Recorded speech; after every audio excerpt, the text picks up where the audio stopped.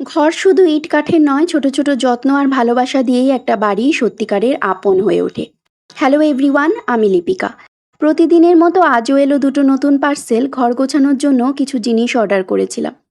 তার মধ্যে এলো এই সুন্দর ছোট্ট ড্রিম ক্যাচার। ঘরটা ঝাড়ু দিয়ে বিছানা গুছিয়ে দরজায় ড্রিম ক্যাচারটা লাগিয়ে দিলাম। জানো তো, খুব বেশি জাঁকজমক নয়, আমার বরাবরই সিম্পল আর সুন্দর জিনিসের প্রতি আলাদা টান। এরপর কিছু কাঁঠালের বিচি রোদে শুকোতে দিয়ে চলে গেলাম রান্নাঘরে। আজকের মেনুতে ছিল পটল আলুর দম আর মাছের ঝোল। প্রথমেই বলেছিলাম আজকে দুটো পার্সেল এসেছে, ড্রিম ক্যাচারের পাশাপাশি দ্বিতীয় পার্সেলটাতে কি ছিল সেটাই তোমাদের সাথে শেয়ার করব। কয়েকদিন ধরে রান্না করতে গিয়ে এর অভাব খুব অনুভব করছিলাম। তাই মিশো থেকে অল্প দামে এত সুন্দর একটা হামানদিস্তা পেয়ে অর্ডার করে দিয়েছিলাম। সেটাই এসে পৌঁছেছে আজকে। তোমাদের কেমন লাগলো অবশ্যই জানিও। আমার হাজবেন্ডের পেটের সমস্যা আছে, তাই চেষ্টা করি কম তেল আর কম মশলায় রান্না করতে। রান্না শেষ মানে আমার কাছে কিচেন ডিপ ক্লিন।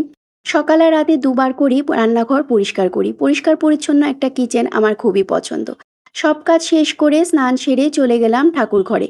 অনেকেই বলেছিল ছোট বাচ্চার একা সংসার সামলে এত নিয়ম করে পুজো করা কঠিন, কিন্তু আমার কাছে ঠাকুর ঘর খালি রাখা যেন মন খালি রাখার মতো।